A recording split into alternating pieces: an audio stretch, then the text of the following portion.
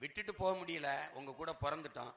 சரி போட்டா போடட்டும், போலைனா போகட்டும், பிறவி கடமை கத்திட்டாது செத்து போகும்னு அந்த பாருங்க வெயில்னு கத்திட்டு கிடக்குறோம். ஏதோ பார்த்து பண்ணுங்க, மறுபடியும் அவங்க கிட்டே கொடுக்காத. நீ முடிவு பண்ணிட்டீன்னு வச்சுக்க, இந்த ஆட்சி தொடரட்டும், திமுக ஆட்சியை தொடரட்டும்னா போடு போடு போடு, எங்களை தூக்கி சுடுகாட்டில் போடு, இல்லை சோத்துல வெஸ்த வச்சு கொன்னு போடு. இதுக்கு மேலையும் ஒன்றும் செய்யறதுக்கு இல்லை. ஏன்னா நீங்க ஒரு சகிப்பு மனநிலைக்கு வந்துட்டீங்க. இந்த ஆட்சியே இருக்கட்டும், இல்ல இதுக்கு அது பரவாயில்ல, அதுக்கு இது பரவாயில்ல. இந்த கால கொடுமை. ஒருத்தன் ஒரு நாட்டில் குற்றம் பண்ணிடுறான், அரசவையில் கொண்டு மன்னனுக்கு முன்னாடி நிறுத்திடுறாங்க. அவன் மன்னன் ஒரு தண்டனை கொடுக்குறான். என்ன தண்டனை? நீ 50 மிளகாய் கடிக்கணும், இல்லைன்னா 50 சவுக்கடி வாங்கணும்ட்டு.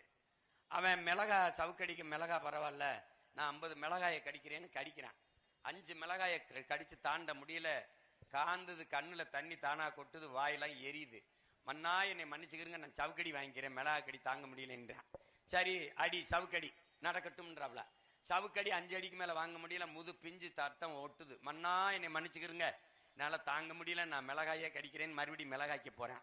அதே தான் 5 மிளகாய், அதுக்கு மேல தாண்ட முடியல. மன்னா என்னை மன்னிச்சுக்கிறங்க, மறுபடியும் சவுக்கடியே வாங்கிக்கிறேன்னு வர்றேன். இப்படி மாறி மாறி இந்த அதிமுக 5 வருஷம் மிளகாய் கடி, திமுக 5 வருஷம் சவுக்கடி, அப்புறம் அதிமுக மறுபடி மிளகாய் கடி, அப்புறம் சவுக்கடி, மாறி மாறி அடிங்காயி வாயும் முதுவும் புண்ணா போனதான் உங்களுக்கு மிச்சம்.